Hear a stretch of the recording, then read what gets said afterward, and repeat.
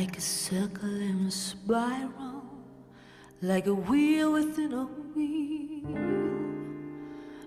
never ending or beginning, like the circles that you find in the windmills of your mind.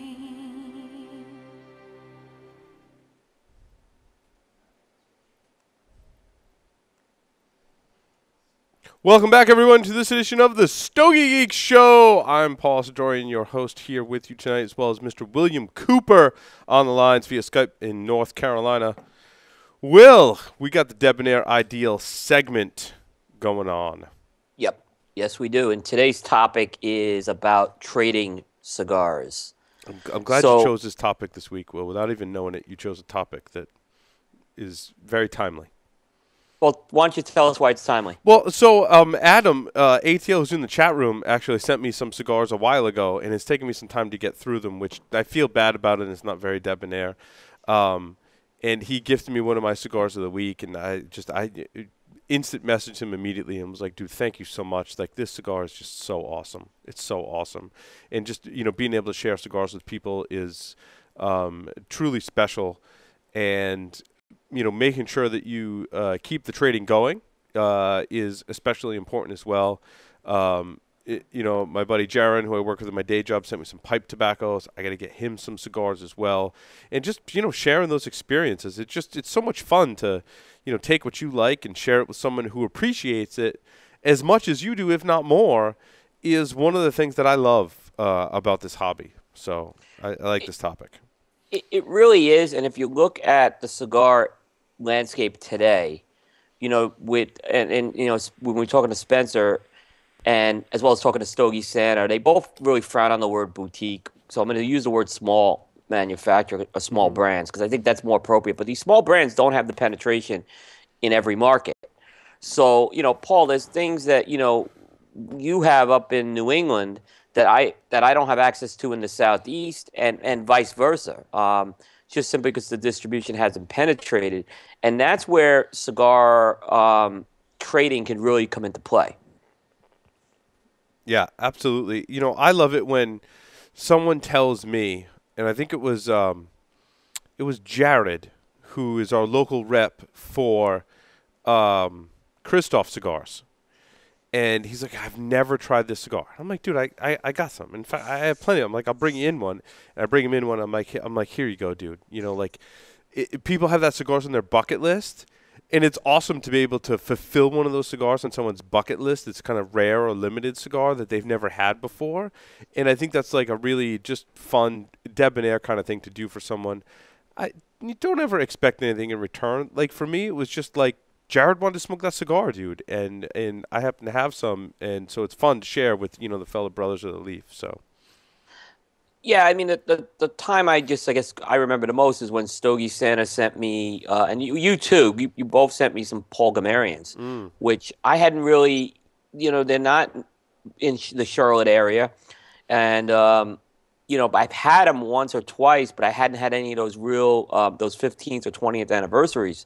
And I was just completely blown away when I smoked those. And it kind of just opened my eyes to some new areas, too. Absolutely. Absolutely. Unbanding is also a fun activity to do in trading cigars as well.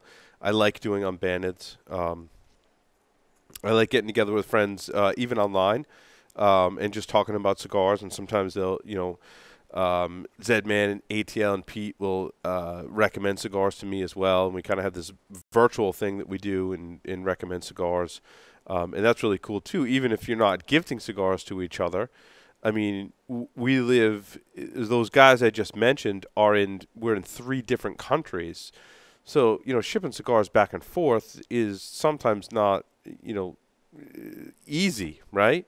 So even just suggesting where you can get them, what to smoke, and things like that is also kind of, not so much trading, but trading ideas as to what people will like and recognizing specials and things like that as I turn to my fellow brothers of the Leaf that, we hang out virtually as well. And that's something that technology has enabled, which I think is really cool. Yeah, and what's really cool here, I go back to, my my friendship now with Dave Burke in Australia, and it is, he's not always able to send me, and he has found ways to send me stuff. Like he'll put an order in with like Cigar Hustler or Cigar Federation and have something sent to me, which he doesn't have to do. But I just kind of enjoy. Hey, Dave, why don't you give this cigar a try? And unfortunately, it takes a month to get to him, right? Yes. Which stinks, but to me, I just kind of like seeing his reaction to the cigar. And whether he likes it or not, it's, I'm not expecting him to like every cigar I send him by any means, but it's still, it's interesting from the cigar geek point of view to see, where his tastes lie, and then he's trying to say, I got to get this into Australia is this next thing, and then he realizes that's easier said than done. It's true. Yeah.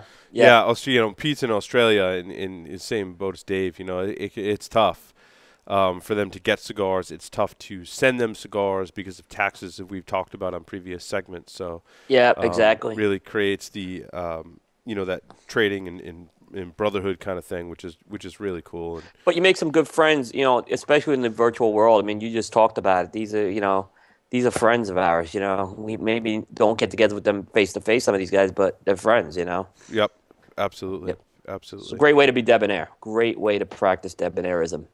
Definitely do the training thing. I'd recommend that to everyone, to befriend people. Yeah. Even if it's just people in your local shop too. You don't have to go crazy like we do and send cigars all over the world and do the technology thing. People in your local shop, man. I love to take the guy that smokes that same box or the same cigar for a while and try and wow him with a different cigar. I think cigar retailers are very understanding and patient when you bring different cigars in the shop too. Having gone to a lot of local shops here in Rhode Island, and really all over the country, it's interesting if they don't carry a particular cigar and you gift them one or something. That can be a fun trading thing to do as well. And it may help the shop owner out and be like, hey, I ordered the cigar online. You guys don't carry it yet. I heard about this from someone or whatever. Give it a shot and give them some stuff to try. Is a fun thing to do with your local retailer as well. So I think that's a pretty cool thing in terms of trading. It helps out the retailer, especially. They get samples from all over as well, and maybe they smoked one or didn't get a sample or whatever, and is you, the consumer, saying, I really like the cigar, I really want you to try it, kind of speaks volumes for that retailer too. In fact, one of the cigars you're going to talk about tonight, the Unusual Shape cigar, I did that. I gave a couple of to my local retailer because I know they're a big fan of this company, and they not only loved it, they ended up ordering it, and they ended up just selling almost every box of it. So, that's good. I love stories like that too. Yeah, that's another kind of like. I just gave it to them. I said, hey, you guys just enjoy it because I know you like the cigars from this manufacturer, and the shape's unusual, but it's not a gimmicky. At least in my book, I didn't think it was a gimmicky cigar. We'll see what you have to say when you talk about it. I'm not going to give away the thunder yet, but it ended up being a win for them. So that's good. I like to hear that. Yep. Okay, so we're going to transition, into our Stogies of the week. And this segment is brought to you by M. Bombay Cigars. M. Bombay Cigars represent the most admired cigar culture of Cuba. From selecting the very, very best quality of different tobaccos used for the aging process of the cigars are taken into consideration. M. Bombay cigars are rolled in Costa Rica by some of the most experienced cigar rollers, giving it a unique smoking experience. The band for our cigars portray the most detailed and artistic nature of our small industry. Try the newly released M. Bombay Casera and the M. Bombay Mora, M. Bombay cigars, where the cigar is a way of life. Do we have another segment for another sponsor, or is that? We have next. We have one more sponsor on the next segment. On the next segment, okay. Yes, in the next segment. Yeah, Excellent. We're good with this segment. Okay, good. Well, I'm going to turn it over to you to kick off the ever so popular Stogies of the week. Oh, excuse me a second. Okay. I don't know, Chris, if you can get the photo I sent you up, but I'll start talking about it in the meantime. We had on the show back in December John Carney from La Flor Dominicana, and he talked about a release of a cigar which is now called, the line's now called the cigar formerly known as M. So it is a rebrand of the Misterioso line. There was some trademark reasons, and they had to rebrand the line. Let me know if when the photo's up, actually. Is this the one that you smoked in your convertible when it was 70 degrees out? It was the barber pole. The barber Yeah. pole. There was a natural wrapper. With I actually started smoking it in the convertible. You did. You did. The photos Okay. up. Well, very Okay. cool looking cigar.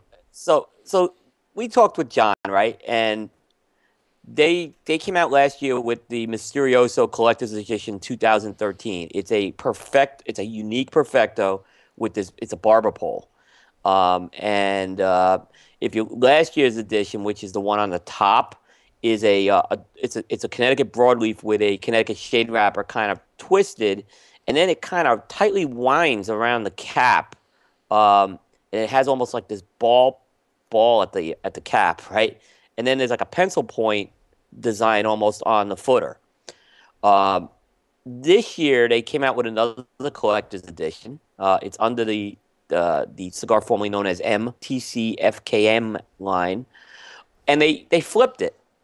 They made a Connecticut shade, and they took the barber pole effect now is on the broadleaf wrapper. Yeah, you're really gonna watch the video to see what Will's talking about. Yeah, and if you and you can always go to our Stogie feed, look under episode 129 for it.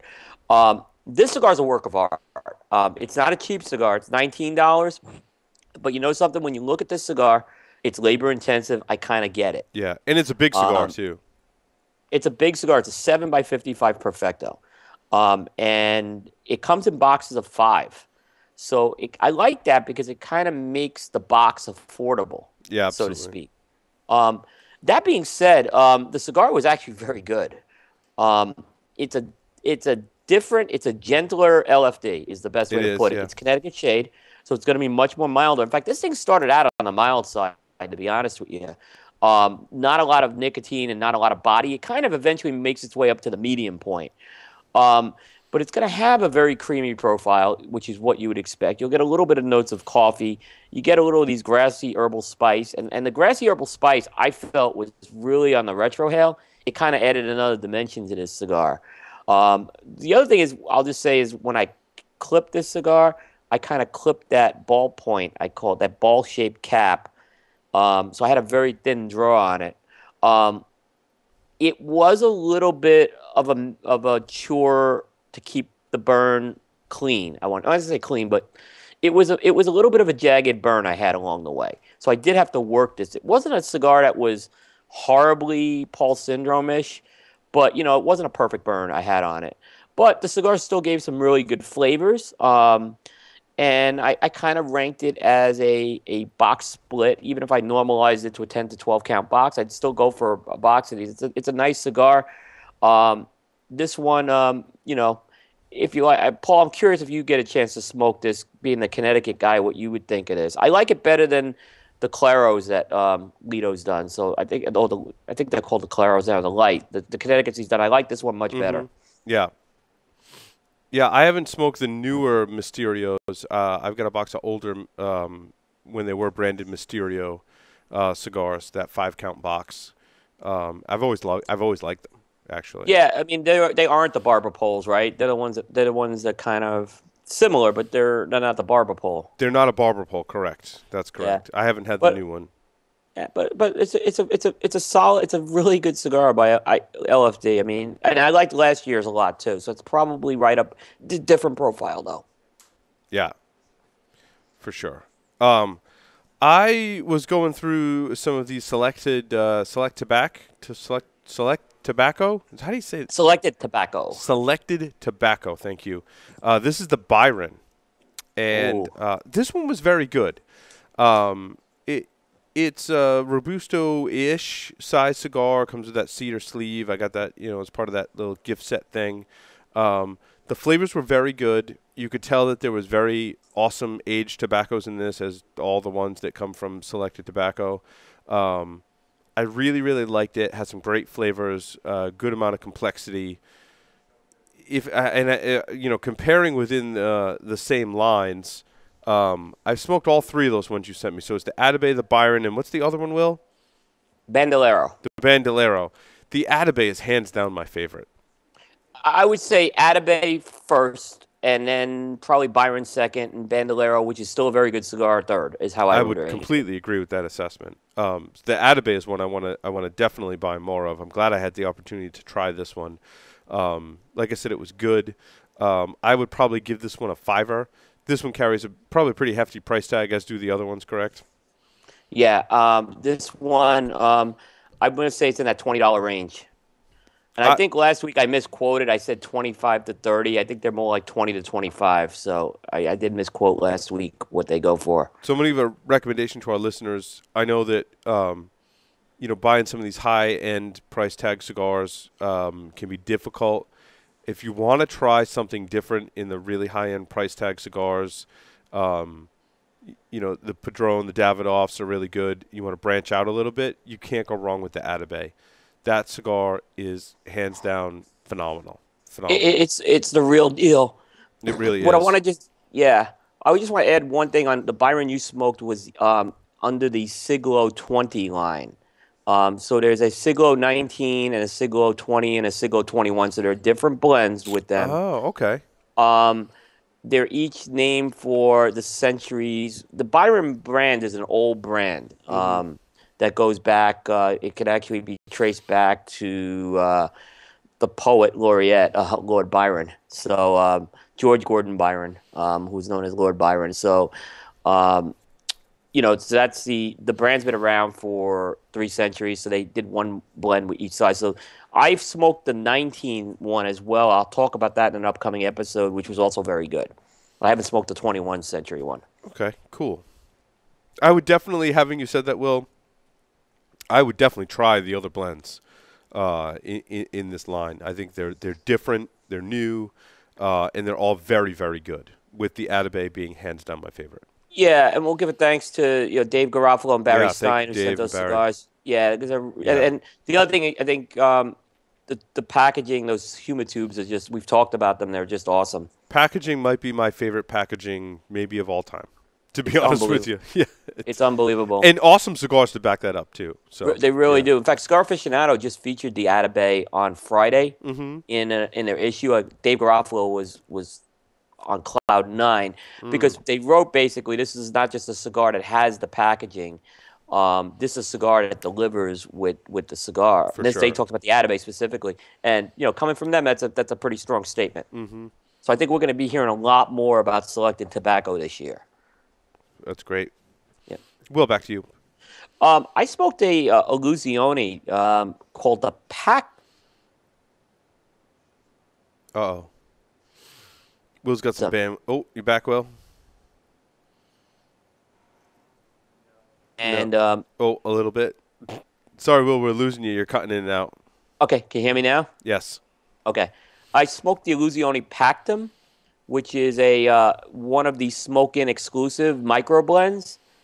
So this is the 9th installment of those micro blends. So Smoke-In's building quite a series with that. This is a really, really nice cigar.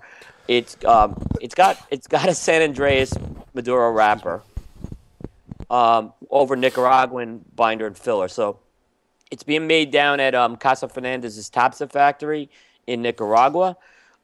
It's a 5.5 by 56 box press. It's got this beautiful Colorado wrapper on it. I should have put the picture up on that, but it's in the feed. It's got a price point of $8.50. And I'll say this: this is one of the Smoke-In's released a lot of these. You've heard of the Anarchies and stuff. This was one of the more limited ones. They didn't do a lot of production of them. It's about 400 cigars 400 boxes, that they've done of 15. Pactum is basically comes from Roman lore, and it's basically a simple or informal agreement between two parties. So that's where the name came from. That being said, the cigar, I think Smoke-In always does a great job with these cigars. This has, if you like those Illusione tea and earth notes, you're going to get that with this cigar. You're going to get some pepper and spice. But here was the thing that really, as a cigar geek, when I smoked this, I got this I got this flavor, and I call it a blackberry flavor. I don't know what others would call it, but that's kind of how I've did it. And I said I've smoked something with a similar profile. I don't want to. It's not the same cigar, but when I go back and smoke the Viaje Satori, I see some commonalities. Oh, interesting. We haven't talked about that cigar in a while. Yeah. Right, and that's and when I'm going this kind of, but it's not. It's coming from the same factory. It's coming from Casa Fernandez, but it's not the same cigar. Other than it is very much like that Satori. It has a lot of those Satori like characteristics. So what I'm saying is, if you kind of like some of those Satoris, this may be a cigar you like. But as far as, and I love the Satoris, as you know, so I have this as a box-worthy cigar in my book. Mm-hmm. And I'm out of these. So when I go down and smoke in next week, I got to see if I can get some. So I smoked the Casa Magna D Magnus 2. Did I say that right? Limitada? Yeah, short for Domus Magnus 2. Yeah. And this is the one, Will, that you talked about in a previous show that we have a picture of that has that D kind of shape to it, where it's box pressed on one side and then round on the other side. Is this like a 60 ring? It's a 60 ring. Yeah. But it doesn't, because it has that flat edge, it doesn't really smoke like a traditional 60 ring. I wouldn't put it in that sheer 60 ring category. I never thought I was smoking a 60. Yeah, you never think you're smoking a 60 with this one because of the shape.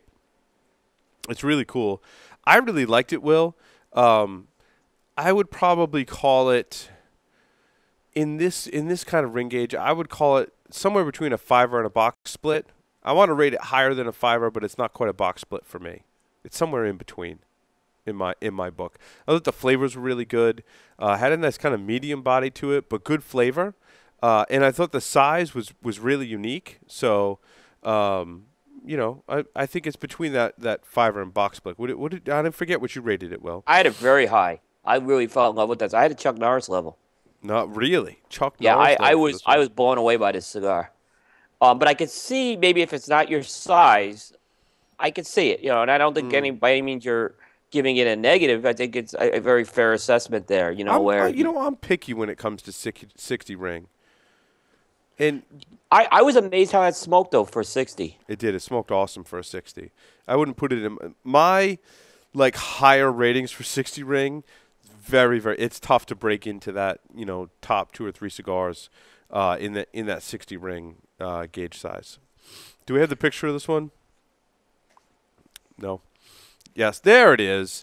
So it's got, again, that D-shaped. It's box pressed on one side, round on the other one to give it that D kind of shape, which makes it smoke really cool for a 60 ring. If you're not into 60 rings, I would say definitely give it a try. You're probably going to really like it. For me, it fell just short of the mark for being kind of an epic 60 ring for me. Have you had any of the other Domus Magnus blends? I have, and they're really good. In fact, I have some that have been kicking around in my humidor for some time, and I'm probably going to go back and smoke them. What is that really short little Domus Magnus? It's like a petite Corona almost. They did that. See, that was in the Domus Magnus 1 line. I think they did that. Yeah. Which is a really good.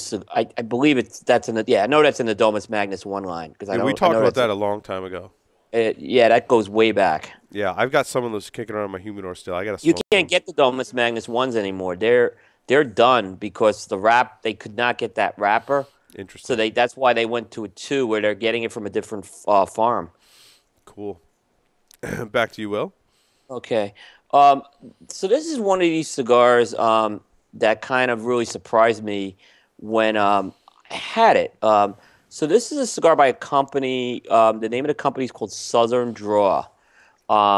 And they were kind of pointed out to me. A rep came in from the company into my local shop a few months ago. And what really kind of caught my attention with this cigar was it's an A.J. Fernandez cigar. So it's made by, A.J. Fernandez, one of our sponsors. And I smoked one of these cigars. It's called the Firethorn, which is in a Robusto size. This thing has a Habano Rosado wrapper, really nice wrapper on it. It has a San Andreas Mexican binder and Nicaraguan filler, and it's made down at A.J. Fernandez. Now, I kind of started talking a little. I kind of started talking to the rep and doing a little research into the company. The name Southern Draw, they picked it because there's a group of veterans, I guess, that own the company, and they wanted to promote. I'm in the South now, so they wanted to promote the Southern culture, the gentlemanly culture. We call it debonair, but they're gentlemanly culture, and they really wanted to make sure that they had a cigar that drew well. Had a great draw. So that's how they came up with the name. Now, Firethorn, I'm not sure where they came up with the name, but I was expecting a powerful, spicy cigar. I didn't get that at all. I got, in fact, the opposite. I got a pretty dialed back cigar, probably no more than on the low end of medium, I'd put it. But this is one of those cigars where you smoke it, and we've talked about it. It is one of those cigars where you'll enjoy it more if you're kind of relaxed and just savoring this cigar. It's got notes of caramel. It's got this toast. It's got some baker's spice. It's got this burnt fruit note. I can't. The closest thing I can come up to is when you do those flambe cherry, where that's the closest thing I could put with a flavor. It's a very unique flavor that came off this cigar. But overall, I tell you what, it was a solid cigar. I think it's about an 8 to 850 cigar. I put it at a $5. It was a really enjoyable smoke. I think it's just a testament for the work coming out of AJ Fernandez here. Cool. I smoked a La Aurora Preferidos. This is a different one. This is in the Corona size. And I smoked the Connecticut shade. And I have to say, be quite honest with you, the La Aurora Preferido in the Preferido size, that Perfecto shape in the Connecticut, hasn't been one of my all-time favorite Connecticut's. All the other wrappers are awesome and rank with some of my favorite cigars in the world that I've ever smoked. The Connecticut, for me, just isn't in my wheelhouse. However, put the Connecticut in this Corona size, and it's a winner. This is a box-worthy cigar for me. I could see myself smoking a lot more of these. It had great flavor. It was smooth. It was creamy. Had a nice sweetness to it. Really, really awesome offering from La Aurora. These are exclusive. These are limited. You can call the Havana Cigar Club next door. Look them up on our website, havana-cigar-club.com. And get the phone number, call them up and order these. You can kind of mix and match this Corona size, which right now is exclusive right next door to the Stogie Geek Studios. And I liked the Corona size. And I was skeptical because the Preferido size hasn't really been my favorite. This one is really good. Yes, that's a little bit of info for people who are looking for those. Now, Havana Cigar Club is going to be the exclusive home of those going forward. Yeah, that's awesome. Yep. Will, do we want to break? Do we want to break? Or yeah, let's break. You want to break? Let's do a quick break, and we'll come right back. Okay, so we'll come back with more Stogies of the week. No segment this week. Make sure you stay tuned to the next segment. At the end of the next segment, we'll announce the contest for this show, where we'll give away a Stogie Geeks Smoke Naked T-shirt as well as a Joya de Nicaragua red cigar. So, and we have that HR pack too. How do you want to do that? You want to do that in the same one? I don't know when we're getting those. That's why I held off on that one. Will. Let's hold off on that one until we get. Okay. We'll talk about that. I'll know how many I have, and then I will put that on the next show. So stay tuned to learn how to win Stogie Geeks T-shirt and Joya de Nicaragua red. Coming back to you on the Stogie Geek Show. We'll be right back.